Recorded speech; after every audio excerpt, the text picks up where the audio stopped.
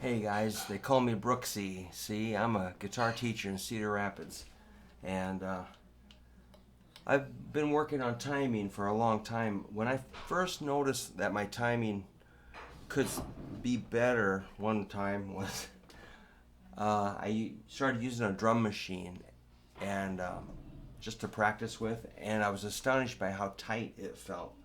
Well, this is one I use in my studio.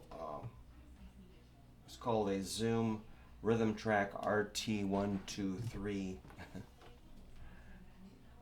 They're pretty cheap. That's a ZOOM RhythmTrak RT-123.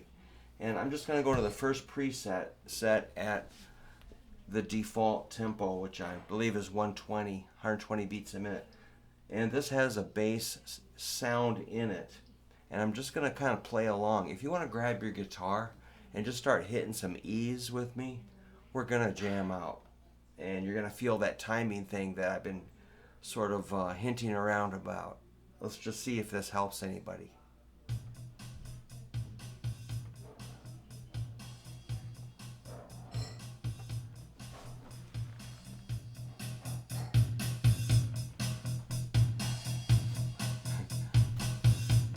Hear that E bass note in there?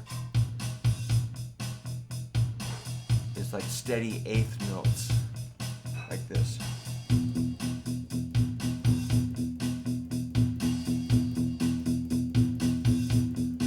Well, okay. Why don't you grab your guitar, make sure it's in tune, and get your pick on the side of the first bone of your index finger. Get your hand on that little corner, so don't move your arm, just a little bit through here. It's gonna, and play along, and here we go. Come on, let's go.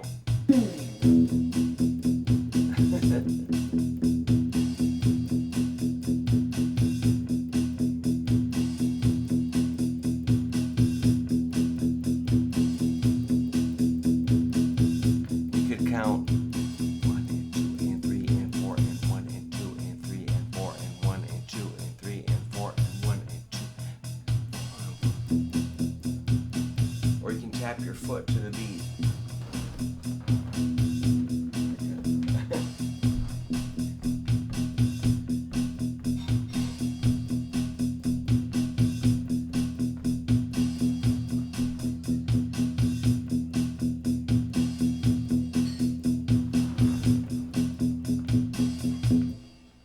Okay, cool.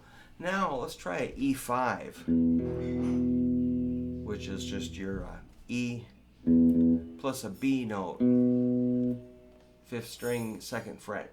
Hit those two together, and we're gonna make sure you're hitting 2 strings. And again, keep your picking hand down here so you can mute it just a little bit. But you can, just a tiny bit of pressure will help control the strings. At certain times you need that, not all the time.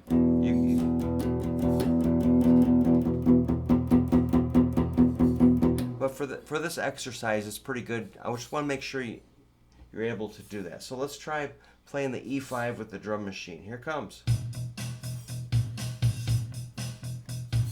1, 2, 1, 2, ready, go.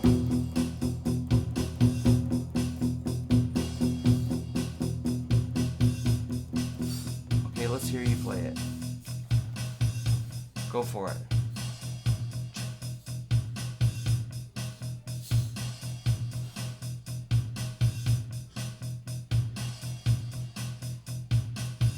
Go a little more.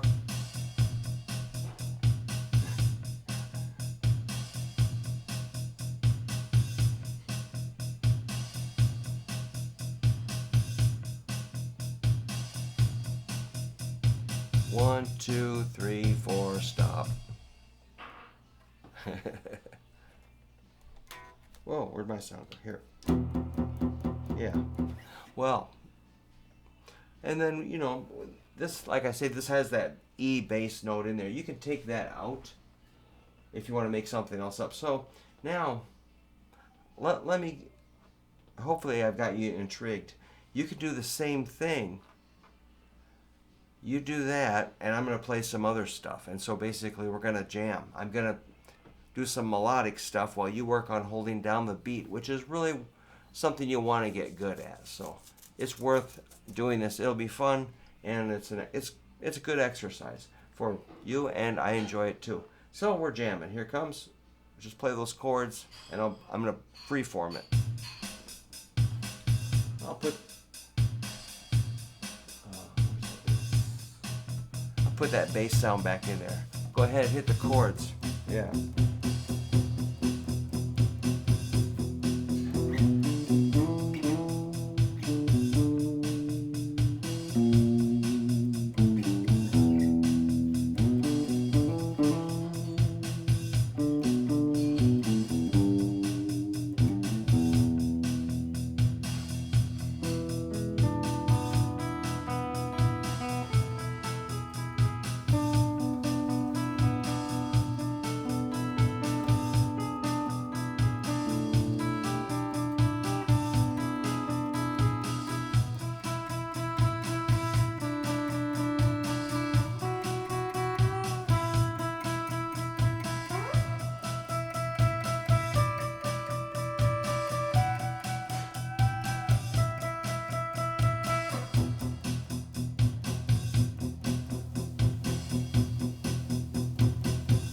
Let's stop. Cool, man. Hopefully you're staying with it there. Is anybody getting cramped? Then you might need to be aware if you're tensing up. So I'll try to keep that loose. I don't feel any tension when I do that, but I know what it's like when you start getting tense when you're gonna sing, and you kind of strain, and it might sound cool, or it might really sound kind of too strained. You know, you don't want your guitar playing to sound strained. You want it to have that kind of a loose, kind of musical, joyful feel. And that's something we're kind of pursuing here together, right? So maybe you could play, if you wanted to do some soloing, you could practice like E notes, or maybe those are eighth notes. You can do an E scale, E major, like check this out.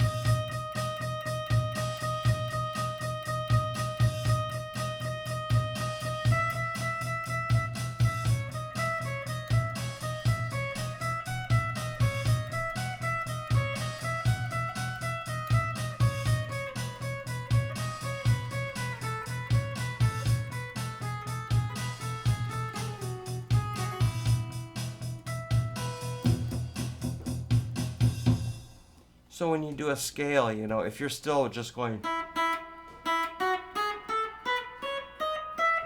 you know, we need to kind of break you out of that and start playing in time, but change it up.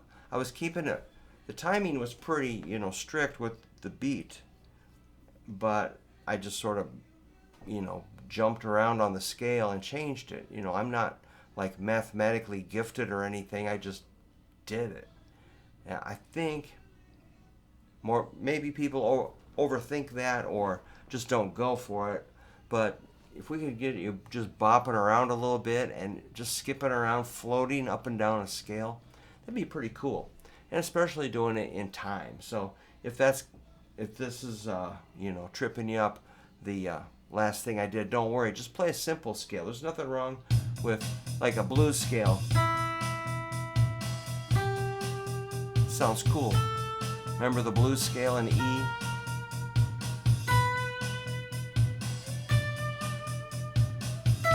You know that. If you took lessons with me, you know that scale.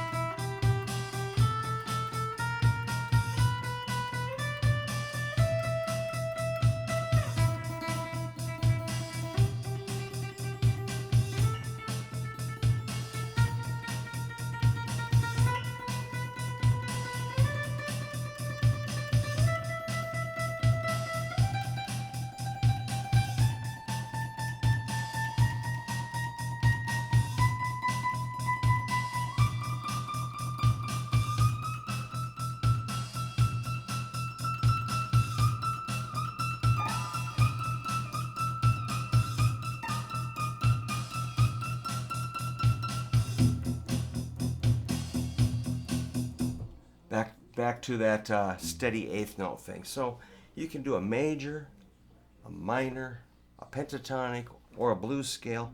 You should be able to figure those out. Those would be my choices for scales. If you need one or a couple more, grab a Mixolydian and also harmonic minor. Or you can do the I call it the Dick Dale scale. That's pretty fun to do. Let's do that one. That's going to be open 1. I'm all over the map. 4, 5, 7, 8, 11, 12. I'm not making that up, I don't think.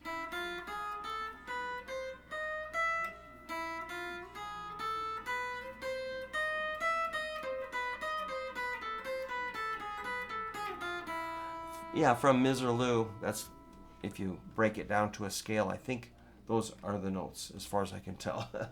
So again, that's E, F, G sharp, A, B, C, D sharp, E.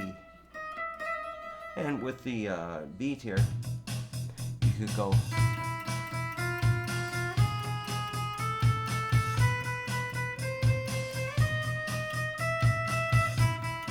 Yeah, man, you just gotta work it.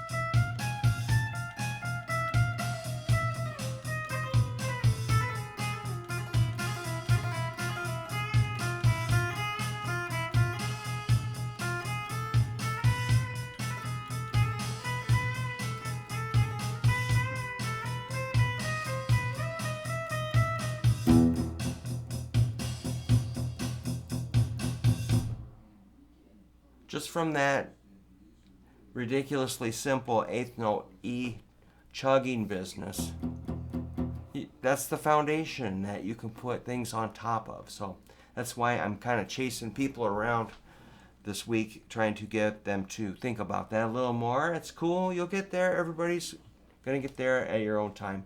Sometimes I just want to push you there a little hard. I don't want to make you feel bad. I'm sorry. I get a little crazy because I'm performing a lot, and I'm pretty hard hitting as far as being focused, prepared, and going for it. So that's, maybe that spills over into my teaching with my students a little bit. So I'll try to be more patient and less forceful. But I think if you were to get a little drum machine and start practicing with it and find some beats and just work on that timing, it's a possibility you could feel the things I felt when I knew I needed.